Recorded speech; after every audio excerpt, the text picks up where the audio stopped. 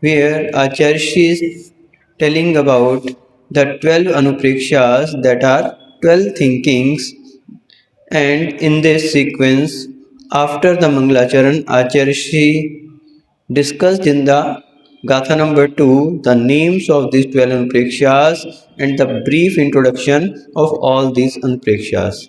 In this sequence, we see that the first Anupreksha, that is Adhruv Anupreksha, means nothing is everlasting.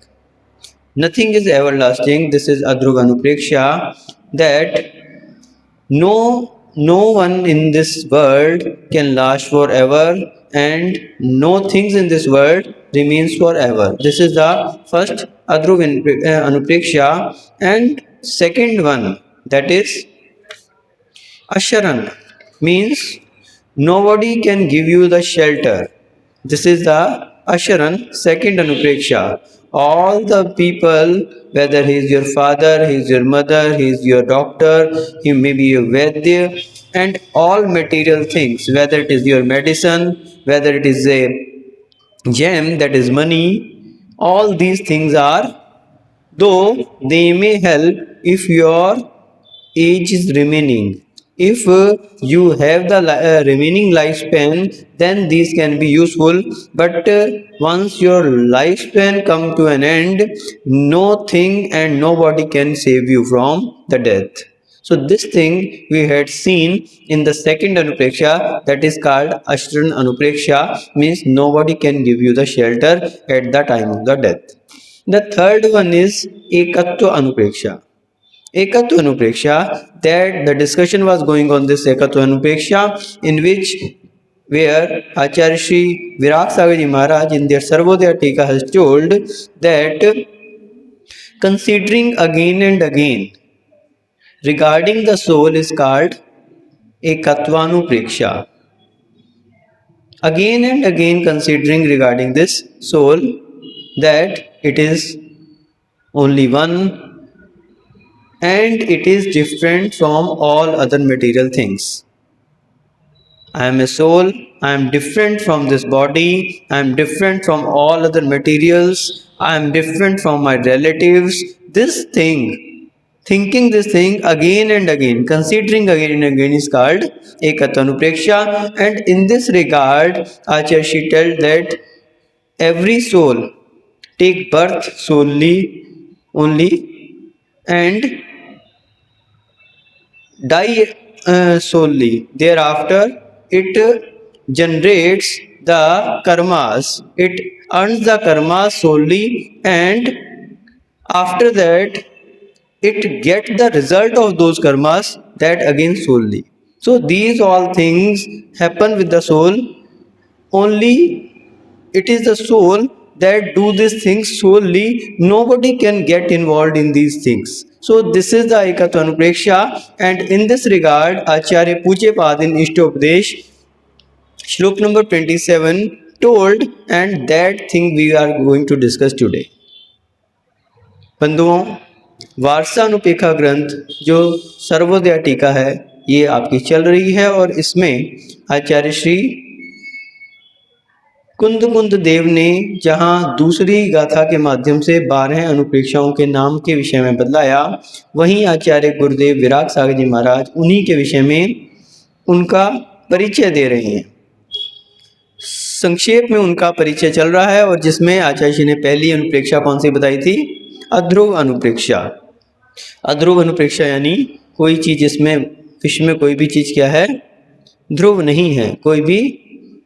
कोई भी चीज जो है वो स्थायी नहीं है। सभी चीजें नश्वर हैं, अशाश्वत हैं। एकमात्र हमारी आत्मा ही, आत्मद्रव्य ही शाश्वत है। बाकी सारी चीजें नष्ट होने वाली हैं। चक्रवर्ती भी जब दिग्विजय करता है और जब वो अपना नाम लिखने के लिए जाता है, तो वहाँ पर देखता है कि इतने नाम पहले से लिखे हुए हैं कि उसके नाम लिखने की भी जगह नहीं है। तो एक नाम की प्रशस्ति हटा के उसका मंत्री जो है उसकी चक्रवर्ती की प्रशस्ति लिखता है। तो भरत चक्रवर्ती विचार करता है कि आज किसी की प्रशस्ति हटाकर मेरी प्रशस्ति लिखी जा रही है, और आने वाला एक समय ऐसा भी आएगा जब कोई मेरी भी प्रशस्ति हटा के अपनी प्रशस्ति लिखेगा। तो इस कारण से ये धरा ना तो आज तक किसी की हुई है, ना ही किसी की हो सकती है। तो इससे भी ये पता लगता है कि संसार में जब चक्रवर्ती भी स्थायी नहीं रह सकता, इंद्र के पद वाले भी, सागरों पर्यंत की आयु वाले भी स्थायी नहीं रहते, एक दिन उन्हें अपना पद छोड़ना पड़ता है। तो इस पूरे संसार में, तीनों लोकों में कोई भी चीज स्थायी नहीं है, एकमात्र हमारी आत्मा ही स्थायी है, हमें उसी की शरण लेनी चाहिए। दूसरी अनुप्रेक्षा, अशरण अनुप्रेक्षा, उसमें भी यही बात कही गई कि किसी की भी शरण नहीं है। मृत्यु काल उपस्थित होने पर आचार्य जी ने दो उदाहरणों के माध्यम से बताया था कि जिस प्रकार महान वन में कोई मृग शेर के पंजे में फंस गया है, व्याघ्र ने जिसे पकड़ लिया है, अब उसे बचाने वाला कोई नहीं है, वो अशरण है, किसी की भी शरण उसके लिए नहीं हो सकती। उसी प्रकार से दूसरा उदाहरण आचार्य जी ने कहा था कि एक जलपोत जो कि महासमुद्र में नष्ट हो गया है, अब उस पर सवार जो व्यक्ति है उसको भी कोई नहीं बचा सकता, क्योंकि वहाँ बीच समुद्र में कोई भी उसे बचाने वाला नहीं है। उसी प्रकार से इस महान संसार में, भव समुद्र में डूबने वालों को बचाने में समर्थ कोई भी नहीं है। ऐसा अशरण अनुप्रेक्षा में भी आचार्य जी ने बताया था। और तीसरी अनुप्रेक्षा जिसका कथन हमारा चल रहा था वो थी एकत्व अनुप्रेक्षा। और एकत्व अनुप्रेक्षा में आचार्य जी ने बताया था कि बार बार ये चिंतन करना, पहली बात तो अनुप्रेक्षा का क्या अर्थ है, बार बार चिंतन, एक बार चिंतन नहीं, बार बार चिंतन करना, वो क्या है, अनुप्रेक्षा है। और एकत्व अनुप्रेक्षा में आचार्य जी ने कहा था कि आत्मा के एकत्व का बार बार चिंतन करना एकत्व अनुप्रेक्षा है। मैं शुद्ध निश्चय ऐसे पर द्रव्यों से भिन्न हूँ, चेतन और अचेतन रूप पर द्रव्य नहीं हूँ, ना ही पर द्रव्य मेरे हैं, ना ही मैं पर द्रव्यों का हूँ, ना ही मैं इनका स्वामी हूँ। इस प्रकार से ये आत्मा अकेला ही जन्म लेता है, अकेला ही मरता है, अकेला ही कर्मों को करता है और अकेला ही उसका फल भी भोगता है। तो ये सब बातें कल हमने देखी थी। इसी विषय में आचार्य श्री पूज्यपाद महाराज जो कि इष्टोपदेश के श्लोक नंबर 27 के माध्यम से भी इसी बात को ध्यान में रख के एक उन्होंने श्लोक दिया है, उसके विषय में आज हम चर्चा कर रहे हैं। तो आचार्य पूज्यपाद महाराज इष्टोपदेश पद्य 27 में कहते हैं, एको हम निर्ममः शुद्धो ज्ञानी योगींद्र गोचरः बाह्या संयोगजा भावा मत्तः सर्वेपि सर्वथा। एको हम निर्ममः शुद्धो, मैं क्या हूँ, एक हूँ, निर्ममः ममत्वहीन, ममत्व से रहित हूँ, शुद्धो शुद्ध हूँ, ज्ञानी ज्ञानी हूँ, योगींद्र गोचरा योगियों के गम्य हूँ, हर किसी के गम्य नहीं हूँ।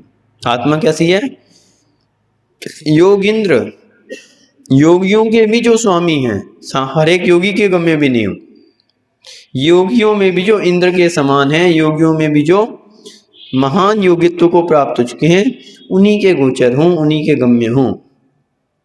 बाह्या संयोगजा भावा मत्तः सर्वेपि सर्वथा। संयोग जन्य जितने भी पदार्थ हैं, जितने भी बाह्य पदार्थ हैं, वो सब क्या है, मुझसे सर्वथा अलग है, सर्वथा भिन्न है। मत्ता सर्वेपि सर्वथा, तो वो क्या है, सर्वथा मुझसे भिन्न है, उनका मेरे से कोई भी रिलेशन नहीं है, कोई भी संबंध नहीं है, सर्वथा भिन्न है। तो एको हम, पहली बात अच्छी ने क्या कही कि मैं एक हूं, मैं क्या हूं, एक हूं। आत्मा क्या है, एक है, मेरी आत्मा एक है, ऐसा नहीं समझ लेना कि सभी की आत्मा एक है। कई धर्मों में ऐसा मानते हैं कि एको ब्रह्मा द्वितीयो नास्ति, यानी जो परम ब्रह्म है वो एक ही है, ये अलग अलग आत्माओं का कोई है ही नहीं, कोई दूसरा है ही नहीं। तो ऐसा नहीं है, प्रत्येक जीव में एक आत्मा निवास करती है। तो एको हम का अर्थ क्या है यहाँ पर, कि मैं एक आत्मा हूँ, मेरी आत्मा एक है, जो कि परद्रव्यों से भिन्न है। अब परद्रव्य में दोनों चीजें ले लेनी है, पर शरीर से भी भिन्न है और पर आत्मा से भी भिन्न है।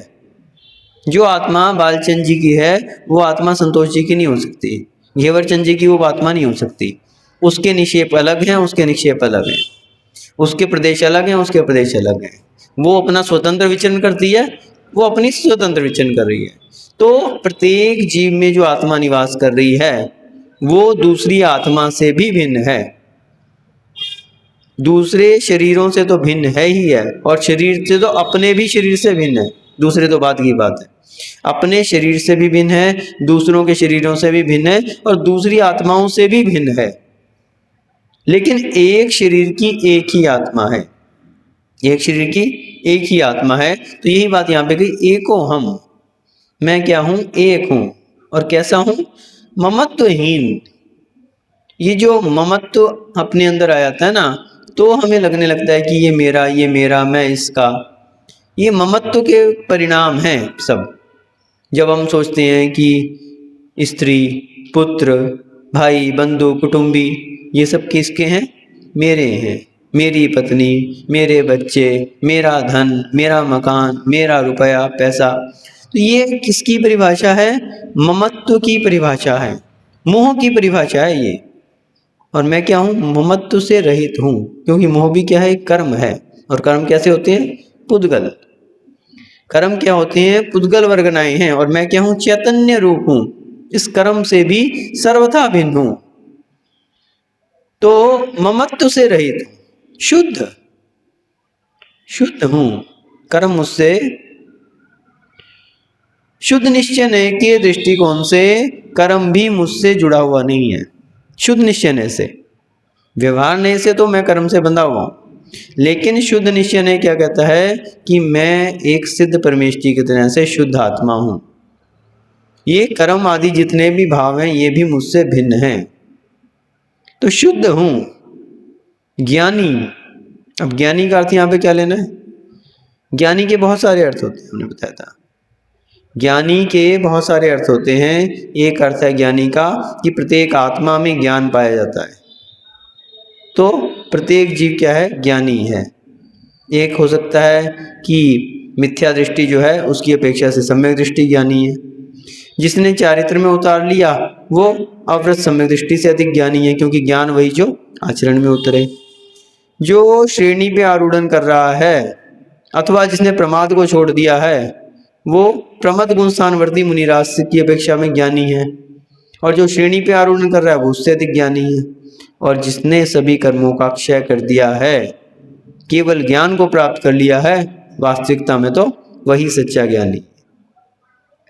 तो इस प्रकार से ज्ञानी के बहुत सारे अर्थ हैं। तो यहाँ पे क्या बात कही, ज्ञानी।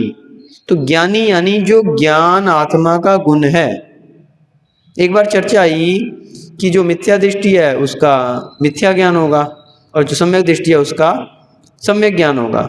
तो मैंने कहा कि ये व्यवहारिक दृष्टिकोण से तो सही है, लेकिन जब आध्यात्मिक दृष्टिकोण से बात करें, भेद विज्ञान के दृष्टिकोण से बात करें, शरीर को सर्वथा भिन्न बात करके आत्मा को ज्ञानी कहें, तो वहां पे मिथ्या दृष्टि और सम्यक दृष्टि का भेद नहीं है। ज्ञान गुण आत्मा का है, मिथ्या ज्ञान आत्मा का गुण कभी हो नहीं सकता। एकमात्र वो सम्यक ज्ञान ही है, और सम्यक ज्ञान क्या, वो अनंत ज्ञान, केवल ज्ञान ही है जो आत्मा का गुण है। बस अंतर इतना है कि वो अभी प्रकट नहीं हुआ है, प्रकट नहीं हुआ है, शक्ति रूप में है। तो ये जो बात कही जा रही है मैं शुद्ध हूँ, ये किस से, शक्ति के दृष्टिकोण से, अभिव्यक्ति के दृष्टिकोण से नहीं लगा लेना इसको। तो यहाँ पर जो बात की जा रही है, मैं एक हूँ, ममत्वहीन हूँ, शुद्ध हूँ, ज्ञानी हूँ, तो ये सब क्या है, शक्ति के दृष्टिकोण से कही जा रही है, निश्चय नय के दृष्टिकोण से कही है, और शुद्ध निश्चय नय के दृष्टिकोण से कही जा रही है। द्रव्य संग्रह में भी श्लोक नंबर 8 में आचार्य श्री ने एक बात कही है कि जो आत्मा है ये वास्तविकता में पर द्रव्यों का कर्ता नहीं है। आत्मा जो है पर द्रव्यों का कर्ता है, कैसे, व्यवहार से है। पुग्गल कम्मादीनाम कर्ता वहार्दु दो, निश्चय दो चेदन कम्मा नादा, शुद्ध न्या शुद्ध भावाना।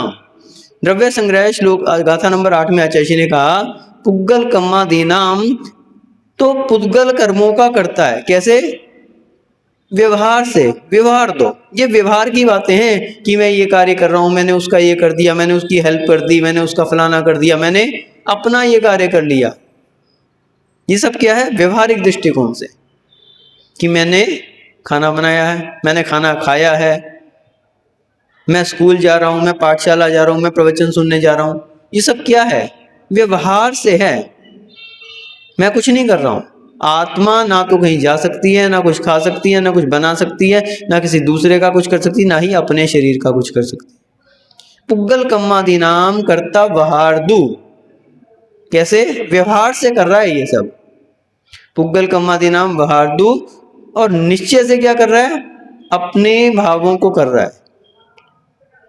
पुग्गल कम्मादि नाम वहार्दु, अपने शुद्ध भावों को जो है, वास्तविकता में जो ये भावों को कर रहा है, और उसमें भी जो पौद्गलिक भावों को कर रहा है, जो कर्म को खींच रहे हैं, ये पौद्गलिक कर्मों का कर्ता भी जो है, ये कैसे है? ये निश्चय से है, लेकिन शुद्ध निश्चय से नहीं है। निश्चय से आत्मा का क्या कार्य है? उन भावों को उत्पन्न करना जिससे कर्म बंधते हैं। वो किससे? निश्चय से। व्यवहार से तो आत्मा ये सब कार्य कर रही है, लेकिन निश्चय से क्या कर रही है? मात्र उन भावों को जनित कर रही है जिनसे कर्मों का बंध हो रहा है। जैसे पुराने कर्म का उदय आया और आपको आकुलता व्याकुलता होने लगी। आकुलता व्याकुलता में मान लीजिए आपके लिए कोई रोग हो गया, कुछ भी, तो ये क्या है? पुराने कर्म का उदय। अब उसमें आकुलता व्याकुलता करना, ये क्या है? ये निश्चय नय से आत्मा का कार्य है, लेकिन शुद्ध निश्चय नय से नहीं है। निश्चय नय से आत्मा इन भावों को करती है, आर्त ध्यान करती है, रौद्र ध्यान करती है। ये सब क्या है? निश्चय नय से तो है, लेकिन शुद्ध निश्चय नय से नहीं है, अशुद्ध निश्चय नय से है। तो जैसे ही उसने ऐसे भाव किए, आकुलता व्याकुलता पीड़ा चिंतन आदि आर्त ध्यान किया, क्या हो गया? नए कर्म का बंध हो गया। तो ये जो नए कर्म का बंध हुआ, इसमें कारण क्या है? वो भाव जो कि आत्मा ने उन कर्मों को बांधने में उत्पन्न किए, लेकिन कैसे किए? अशुद्ध निश्चय के दृष्टिकोण। शुद्ध नया शुद्ध भावानाम। शुद्ध निश्चय से तो एकमात्र आत्मा अपने ही ध्यान में लीन रहता है, अपने ही भावों को करता है। तो ये जो जितनी भी बात कही जा रही है शुद्ध निश्चय से, कि मैं ममत्वहीन हूँ, मैं एक हूँ, मैं शुद्ध हूँ, मैं ज्ञानी हूँ, शुद्ध निश्चय से कहा जा रहा है। व्यवहार में नहीं लगा लेना, ना ही अशुद्ध निश्चय से लगा। तो योगी गम्य। अब इस बात को कौन समझ सकता है? ये सारी बातें कौन समझ सकता है? योगी। सामान्य व्यक्ति नहीं समझ सकता, आप और हम नहीं समझ सकते। तो ये योगी गम्य है।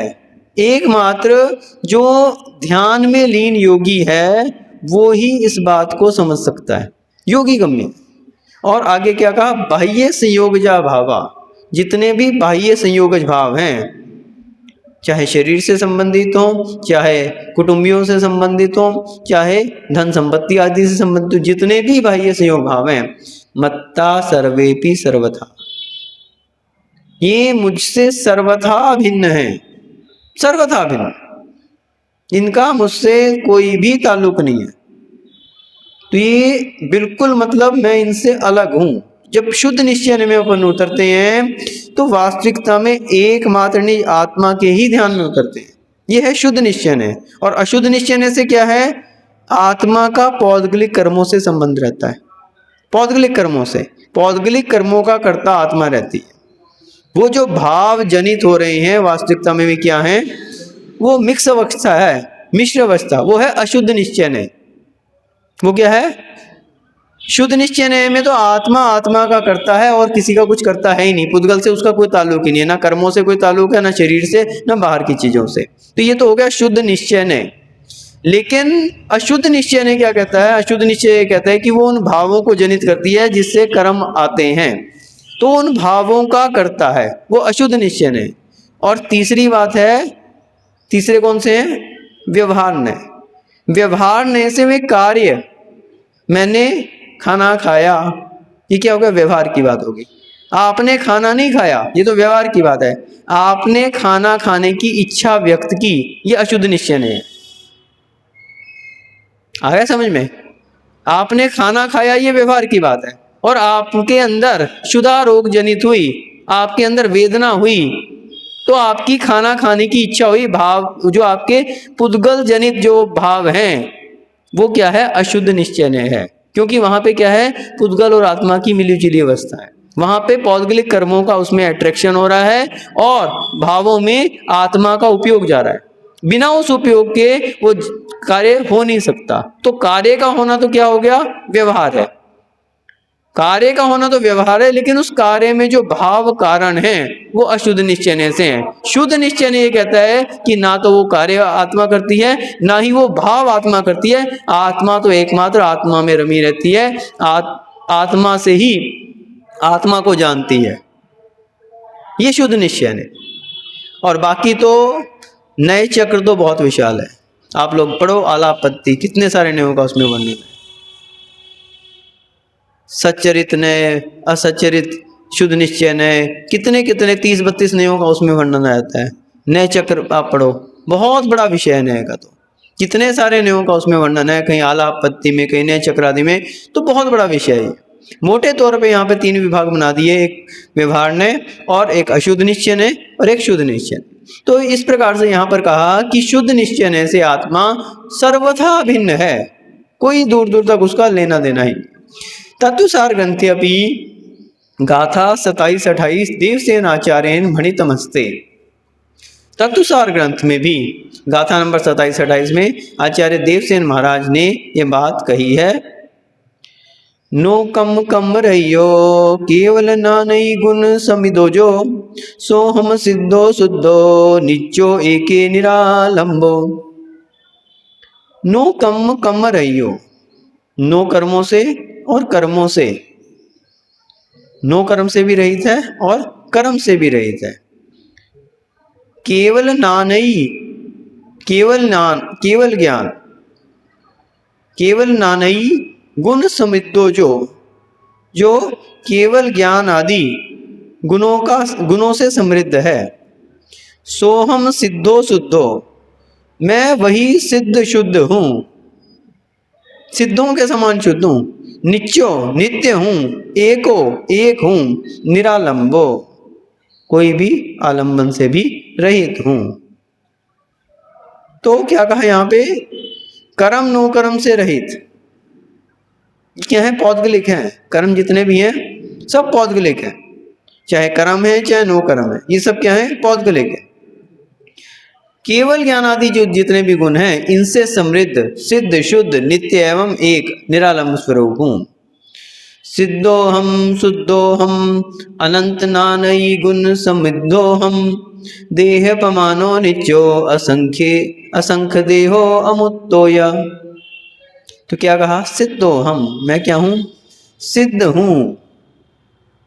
सीधी बात क्या कह दिया आचार्य श्री ने कि सिद्धो हम, ये एक ऐसा श्लोक है, सिद्धो हम शुद्धो हम, जिसके लिए इस वार्षानुपेखा ग्रंथ के रचयिता आचार्य कुंद देव, इस श्लोक को आचार्य कुंद देव को बचपन में उनकी माँ सुनाती थी, इसी श्लोक को,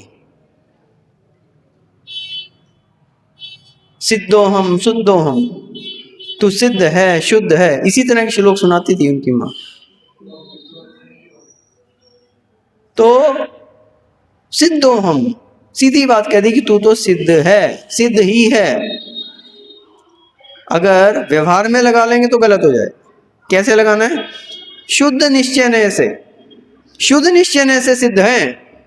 व्यवहार में लगा लोगे सिद्धो हम, तो अब तो कुछ करने की जरूरत ही नहीं, अब तो जो मर्जी करते हो, सिद्धो हम, मैं तो मुक्त हो गया, फिर तो ना किसी तपस्या की जरूरत है ना त्याग आदि की जरूरत है, अपना आराम से खाओ पियो मौज करो। तो ये व्यवहार में नहीं कहा गया, ये कहा शुद्ध निश्चय से शक्ति की अपेक्षा क्या हूं, मैं सिद्ध हूं, शुद्धो हम, मैं शुद्ध हूं। अनंत नानई गुण समृद्धो हम, ये सब गुणों से, अनंत ज्ञान, अनंत दर्शन, अनंत वीर्य, अनंत सुख, इन सब से क्या हूं, समृद्ध हूं, ये सब गुणों से समृद्ध हूं। देहे पमानो नित्यो, देहे प्रमाण हूं, और असंख्य असंख्य देशो अमुत्तोय, तो मैं क्या हूँ? सिद्ध हूँ, शुद्ध हूँ, अनंत ज्ञान आदि से समन्वित हूँ। मैं ही असंख्यात प्रदेशी अमूर्त देह प्रमाण नित्य आत्मा हूँ। तो आत्मा के कितने प्रदेश होते हैं? असंख्यात, असंख्यात प्रदेश। और देह प्रमाणों अमूर्त, तो ये किसके लिए कहा? सिद्धों के लिए, जो अंतिम देह प्रमाण है। सिद्धों का आकार कैसा होता है? जो उनका आखिरी शरीर है उससे कुछ कम उनका शरीर रहता है, उनकी आत्मा का उस वैसा आकार रहता है। और असंख्यात प्रदेश वाले, ऐसे देह प्रमाण, अंतिम देह प्रमाण असंख्यात प्रदेश वाले और अमूर्त। अमूर्त से पता लग रहा है कि वे क्या हैं? सिद्धों की बात की जा रही है यहाँ पे। अंतिम शरीर के प्रमाण है, असंख्यात प्रदेशी हैं और अमूर्त हैं।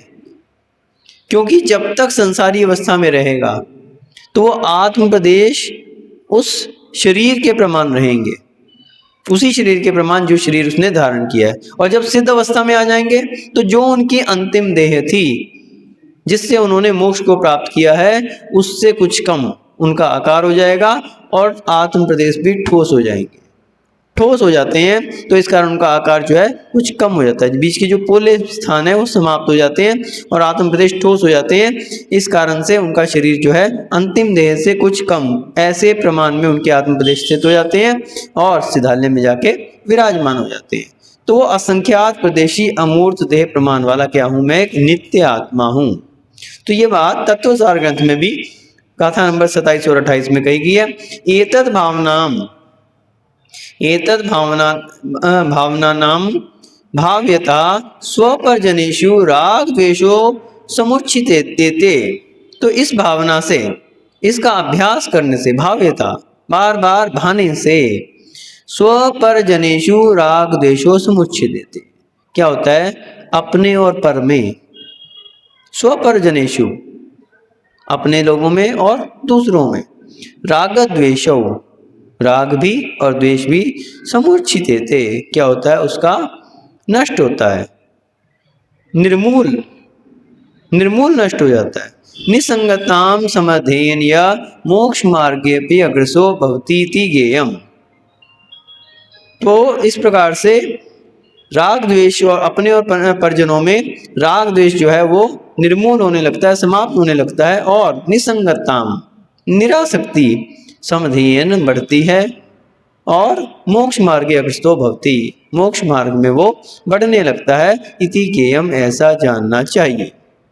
तो यहाँ पर आचार्य जी ने यही बात कही कि ये जो भावना है, एकत्व भावना, निज आत्मा को पर द्रव्यों से भिन्न जानना, इस भावना को बार बार क्यों भाना चाहिए? क्यों रटते रहे अपन? क्यों रटते रहे अपन? सोचें अपन करते रहो मैं आत्मा हूं, मैं आत्मा हूं, मैं आत्मा हूं, मैं आत्मा हूं, क्या हो रहा है? इससे कुछ भी नहीं हो रहा। एक दृष्टिकोण से सोचें कि रटने से क्या फायदा हो रहा है, और खासतौर पे गृहस्थ अगर सोचे तो मेरे रटने से कोई फायदा ही नहीं है, क्योंकि अनुभूति तो मुझे हो नहीं सकती। अनुभूति होगी एकमात्र मुनि महाराज को होगी, वो भी सप्तम गुण स्थान में होगी। तो ध्यान रख लेना, मुनि महाराज को भी अनुभूति सप्तम गुण स्थान में जो होती है वो रटने से ही होती है, वो भी रटने से ही होती है। अगर वो व्यवहारिक अवस्था में छठे गुण स्थान में शुभ का चिंतन ना करें तो शुद्ध में नहीं पहुंच सकते। शुभ का यदि कोई कारण है, शुद्ध का यदि कोई कारण है तो वो शुभ ही है, अन्यथा अशुद्ध में चला जाएगा, अशुभ में चला जाएगा। तो इसलिए शुभ भावना है ये, और शुभ भावना के द्वारा ही शुद्ध में पहुंचा जा सकता है। भले गृहस्थ अवस्था में नहीं पहुंचा जा सकता, लेकिन उसका अभ्यास, ठीक है, अनुप्रेक्षा, ध्यान तो नहीं हो सकता, लेकिन ध्यान के निकट ले जाने वाली क्या है? अनुप्रेक्षा है। तो एकत्व चिंतन क्यों करना चाहिए? फायदा क्या रटने का? बार बार भाने से, बार बार भाने से, रसरी यावत जावत ते सिल पर निशान।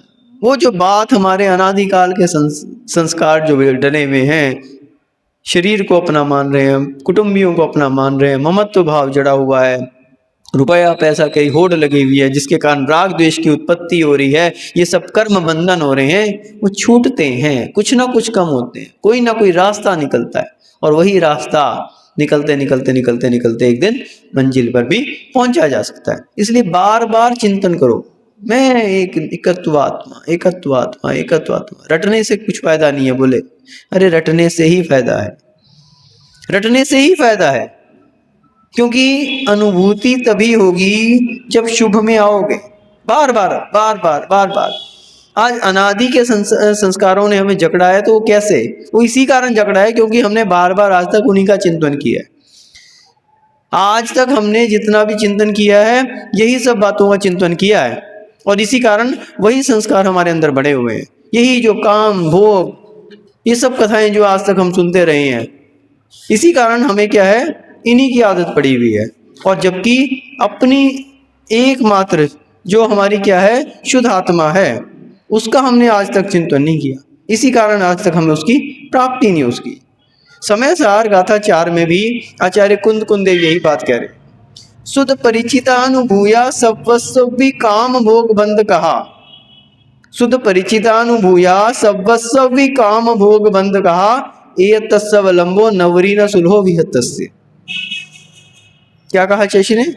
शुद्ध परिचिता अनुभूया, आज तक सर्वस्व भी काम भोग बंद कहा, काम की भोग की बंद की कहा, यानी कहानियां।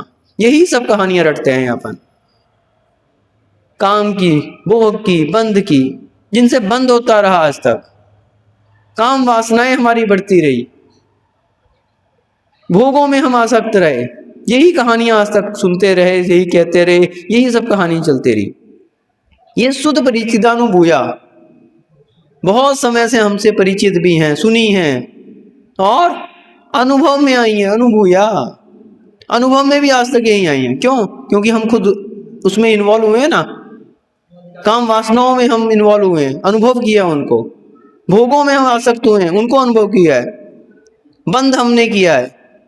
तो ये सब चीजें हमारे अनेक बार परिचय में आई हैं, अनुभव में आई हैं, सुनी हैं, सुनाई हैं, सब कुछ किया है। ये तस्य विलंबो, ये काम नहीं किया बोले आज तक। वो नवरी न सुलो, ये तो कोई भी सुना देगा। एक काम मुश्किल है, उसका आज तक अवलंबन नहीं लिया। नवरी न सुलभ, वही जो है सुलभ नहीं है। विहतस्य, ये जो अपनी आत्मा है इनसे हटके, इसकी बात आज तक नहीं हुई, और यही जो है दुर्लभ है। नवरी न सुलभ, ये आसान नहीं है, ये सुलभ नहीं है। ये तस्वलंब, उसी का आज तक हमने अवलंबन नहीं लिया। तो इसलिए इसी कारण से आज तक हमें उस आत्म द्रव्य की प्राप्ति नहीं हुई। एक आत्मा, मैं सबसे अलग हूं। ऐसा चिंतन जो बार बार करता है, इस एकत्व भावना को भाता है, तो निश्चित रूप से एक दिन ये फायदा क्या हुआ? तो बोले इससे क्या है, ये राग द्वेष समुचित द्वेते, ये जो राग द्वेष हमारे अंदर उत्पन्न हो रहा है ये टूटता है। निसंगता हम समय देन, हमारी निसंगता बढ़ती है, हमारा इससे विरक्ति भाव बढ़ता है, और मोक्ष मार्ग अग्रसो भवति इति ज्ञेयम्, तो ये मोक्ष मार्ग में हम आगे बढ़ सकते हैं। अन्न, अगली भावना क्या करें? अन्न यानी अन्यत्व भावना। अन्यत्व भावना की आज की बात कर रहे हैं। तो अन्यत्व भावना, तो अन्यत्व भावना में अपन, क्योंकि समय अपना हो गया है तो अपन इसको कल ले लेंगे। तो यहाँ पर हम आचार्य जी का ये कहना है कि एकत्व भावना का हमें चिंतन करना चाहिए, हर समय चिंतन करना चाहिए, बार बार चिंतन करना चाहिए, ताकि हम, वास्तविकता में अनुपेक्षा और कुछ भी नहीं है। पढ़ने को तो अपन 2 मिनट में पूरी 12 भावना पढ़ देते हैं, राजा राणा छत्रपति हाथी के असवार, और डेली डेली अपन कितने सालों से रोज पढ़ते आ रहे हैं, लेकिन आज तक कोई अंतर नहीं पड़ा अपन को। तो पढ़ना अलग बात है, चिंतन करना अलग बात है। चिंतन में जब हम डूबते हैं, जब हम उस विषय में गहनता से विचार करते हैं, गहनता से, अनुप्रेक्षा का अर्थ है रटना नहीं है, पढ़ना नहीं है, चिंतन करना है, बार बार उसके अंदर डूबना है।